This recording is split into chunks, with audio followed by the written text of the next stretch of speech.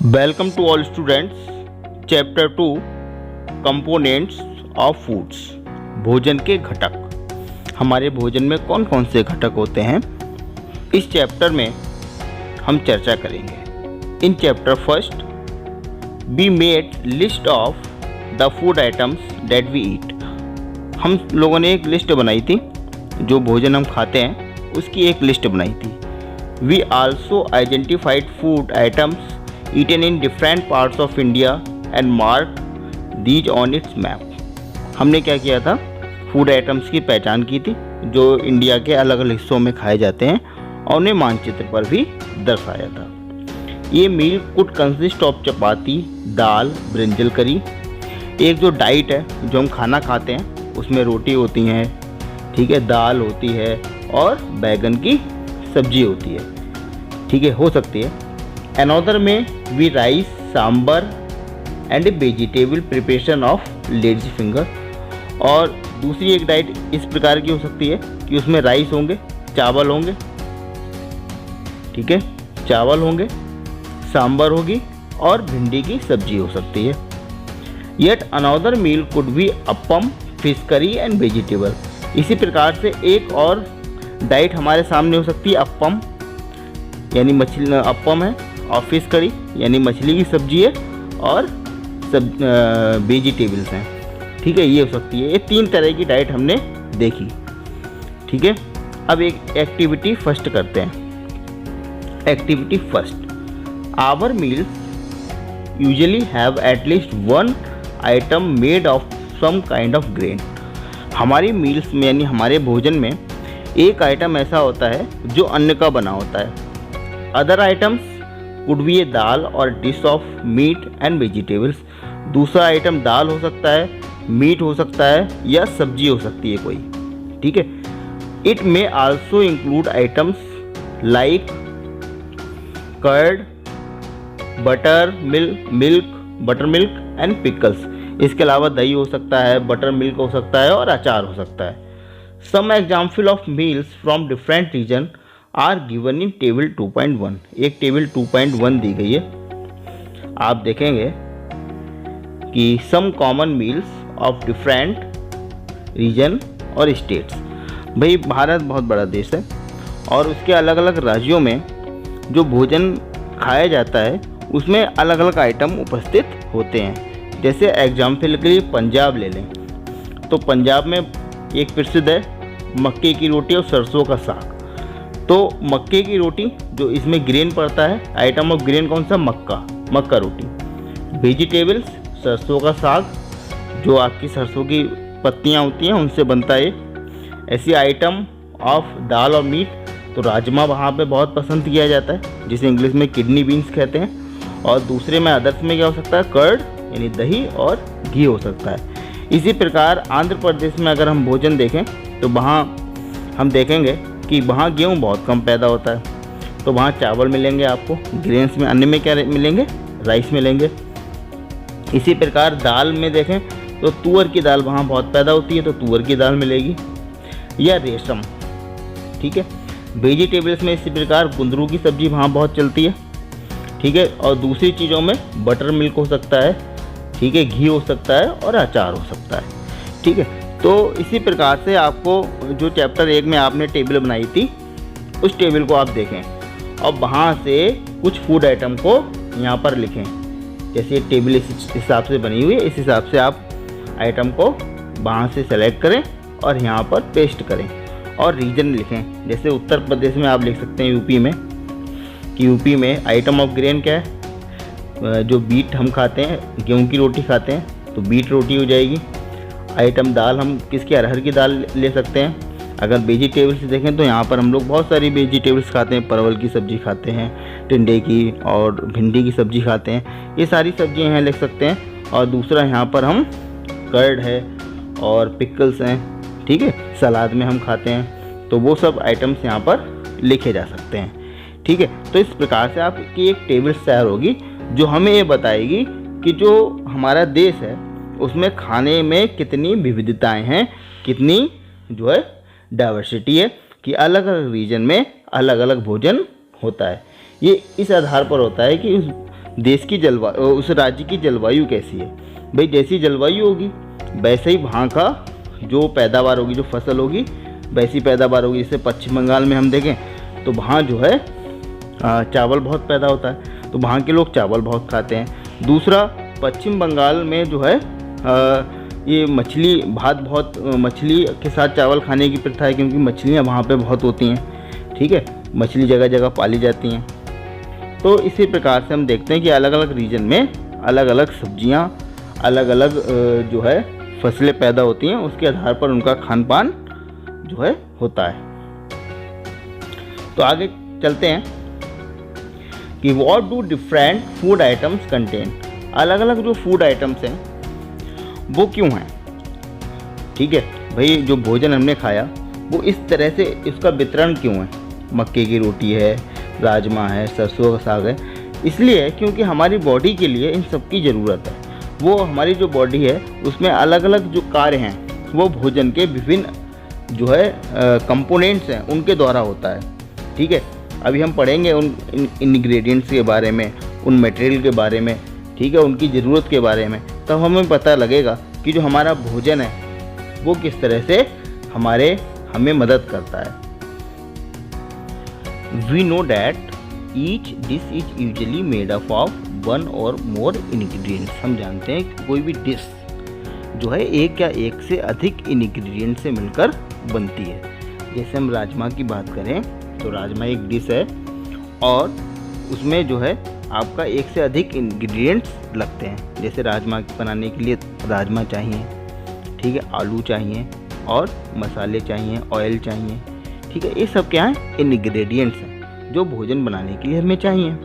ठीक है, जो हमें कहाँ से प्राप्त होते हैं, which we get from plants और एनिमल्स, जो हमें प्लांट्स और एनिमल्स से प्राप्त होते हैं। These ingredients contain some components. इन इंग्रेडिएंट्स में कुछ कंपोनेंट्स होते हैं that are needed by our body, जो हमारी बॉडी द्वारा बॉडी के लिए बहुत ज़रूरी होते हैं। These components are called nutrients.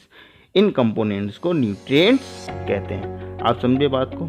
जो हम फूड खाते हैं, जो भी हम भोजन करते हैं, ठीक है, वो किसी भी प्रकार का हो, उसमें कुछ इंग्रेडिएंट्स होते हैं। क्या होते हैं, इंग्रेडिएंट्स होते हैं। इंग्रेडिएंट्स में कुछ कंपोनेंट्स होते हैं और इन कंपोनेंट्स का हमारी बॉडी के लिए बहुत आवश्यकता है। ठीक है, और यही कंपोनेंट्स क्या कहलाते हैं, यही कंपोनेंट्स क्या कहलाते हैं, न्यूट्रिएंट्स कहलाते हैं या पोषक तत्व कहलाते हैं। जो मेजर न्यूट्रिएंट्स हैं वो कौन कौन से हैं। The major nutrients in our body are named carbohydrate, protein, fats, vitamin and minerals. बहुत ध्यान से हमें याद करना है कि हमारे फूड में कौन कौन से न्यूट्रिएंट्स, पोषक तत्व उपस्थित होते हैं। तो कौन कौन से होते हैं, कार्बोहाइड्रेट होता है, ठीक है, कार्बोहाइड्रेट होता है, प्रोटीन होता है, फैट्स होता है, विटामिन होता है और मिनरल्स होता है। ठीक है, in addition food contains dietary fibre. इसके अलावा डाइटरी फाइबर्स भी होते हैं। ठीक है, अभी बताएंगे इसके बारे में। और वाटर भी हमारी बॉडी के लिए बहुत ज़रूरी है और ये भी हमारे भोजन में उपस्थित होना चाहिए। Do all foods contain all these nutrients. क्या सभी भोजन जो हम करते हैं उनमें सभी न्यूट्रिएंट्स होते हैं। With some simple method we can test whether cook food or a raw ingredients contain one or more these nutrients. हम बहुत इनमें से जो 3 न्यूट्रिएंट्स प्रेजेंट हैं, जैसे कार्बोहाइड्रेट है, प्रोटीन्स है और फैट्स है, इनको हम टेस्ट कर सकते हैं कि जो हम भोजन खा रहे हैं उनमें कार्बोहाइड्रेट, प्रोटीन या फैट्स उपस्थित है या नहीं। ऐसे बहुत से टेस्ट हैं हमारे पास इस चैप्टर में, जिससे हम ज्ञात कर सकते हैं कि भोजन में कार्बोहाइड्रेट, प्रोटीन या फैट्स उपस्थित है या नहीं। ठीक है, तो हम चलते हैं टेस्ट पर कि कौन कौन से टेस्ट हैं। सबसे पहले है टेस्ट ऑफ फॉर स्टार्च। ठीक है, स्टार्च क्या होता है, स्टार्च का एक प्रकार का कार्बोहाइड्रेट है। जैसे आप रोटी खाते हैं, चावल खाते हैं, इनमें जो कार्बोहाइड्रेट है वो किस फॉर्म में उपस्थित होता है, स्टार्च की फॉर्म में उपस्थित होता है। जैसे कभी कभी आप आलू के चिप्स जो है बनाते होंगे, तो जब आलू के चिप्स बनाते हैं तो आलू के चिप्स बनाने के लिए आलू को के जो है छोटे छोटे स्लाइस काटते हैं और उन स्लाइस को किस में रखते हैं, पानी में डालते जाते हैं। इन स्लाइस को जब आप बाहर निकालेंगे तो बर्तन की तली पर एक चिपचिपा पदार्थ लगा होगा। ये चिपचिपा पदार्थ क्या है, स्टार्च है। ठीक है, यह चावल बनाते होंगे, चावल बनाते हैं, चावल का जो पानी है वो भी चिपचिपा होता है और वो क्या होता है, स्टार्च होता है। ठीक है, आज हम टेस्ट ऑफ स्टार्च के विषय में बात करेंगे कि यदि किसी फूड में स्टार्च है तो उसके लिए कौन सा टेस्ट है। ठीक है, हम कैसे प्रूव करें कि उसमें जो है स्टार्च है कि नहीं है, तो कैसे करेंगे, एक्टिविटी 2 में देखते हैं। Take a small quantity of food item or raw ingredients. आप कोई भी फूड आइटम ले लीजिए, आपको लगता है इसमें स्टार्च है, ठीक है, या कोई भी टेस्ट करना चाहते हैं तो कोई भी फूड आइटम आप ले सकते हैं, कच्चा या पका हुआ। फिर क्या करें, put 2 to 3 drops of dilute iodine solution. 2 से 3 बूंद जो है डाइल्यूट आयोडीन सोल्यूशन की डालिए इस पर। Observe if there is any change in the colour of this food item. और प्रेक्षण कीजिए कि फूड आइटम में कोई कलर चेंज हुआ। Did it turn blue black, क्या ब्लू ब्लैक हो गया। ठीक है, आप देख सकते हैं इस चित्र में क्या किया है, आलू के छोटे छोटे चिप्स काटे गए हैं और उस पर 2 से 3 बूंद एक ड्रॉपर की सहायता से टपकाया गया। ठीक है, डाला गया तो देखा कि उसका कलर चेंज हुआ। हाँ, बिल्कुल कलर चेंज होगा। ठीक है, क्योंकि आलू में स्टार्च उपस्थित होता है, इसलिए जो आयोडीन सोल्यूशन हमने डाला तो इसका कलर कैसा हो गया, ब्लू ब्लैक हो गया, यानी नीला काला हो गया। और ये ब्लू ब्लैक कलर हमें दिखाता है कि जो भोजन है उसमें स्टार्च प्रेजेंट है। ये blue black colour indicates that it contains starch. Blue black colour दिखाता है कि जो भोजन है, जो आलू है, उसमें स्टार्च उपस्थित है। ठीक है, तो एक क्वेश्चन बहुत पूछा जाता है कि स्टार्च के टेस्ट के लिए, जो स्टार्च का हमने टेस्ट किया है, उस टेस्ट के लिए हमें कौन सा सोल्यूशन चाहिए, कौन से सोल्यूशन की ज़रूरत होती है, आयोडीन सोल्यूशन की आवश्यकता होती है। ठीक है, ये हमारी लैब में आसानी से मिल जाता है और उस आयोडीन सोल्यूशन की सहायता से हम स्टार्च का टेस्ट कर सकते हैं। ठीक है, फिर आता है टेस्ट ऑफ प्रोटीन। अगर भोजन में प्रोटीन उपस्थित है तो वो कैसे पता लगेगी, ये भी पता लग जाएगा। Take a small quantity of food item for testing. आप टेस्टिंग के लिए कोई भी फूड आइटम ले सकते हैं, लेकिन हम अगर पहले से जानते हैं इसमें प्रोटीन उपस्थित है तो पहले हमें फूड आइटम लेना चाहिए जिसमें प्रोटीन उपस्थित है। फिर दूसरे आइटम्स में हम जो है आसानी से टेस्टिंग कर सकते हैं। तो मान लीजिए आप दाल ले सकते हैं उबली हुई, या जो कच्ची दाल है उसका पाउडर बना सकते हैं। ठीक है, फिर इसके बाद क्या करेंगे, आप लिखा भी है if the food you want to test in solids. अगर वो सॉलिड कोई भी भोजन लेते हैं सॉलिड है तो सबसे पहले आपको उसका पेस्ट बनाना पड़ेगा या पाउडर बनाना पड़ेगा। ठीक है, ग्राइंड कर सकते हैं, उसे पीस सकते हैं या मसल करके, अगर उबला हुआ है तो मसल करके मैश कर सकते हैं। ठीक है, put some of this in clean test tube. एक टेस्ट ट्यूब में से ले लीजिए, इस तरह से टेस्ट ट्यूब होती है, ये भी लैब में आपको मिल जाएगी। इसमें जो है वो फूड आइटम ले लीजिए और put some of this in clean test tube at 10 drops of water.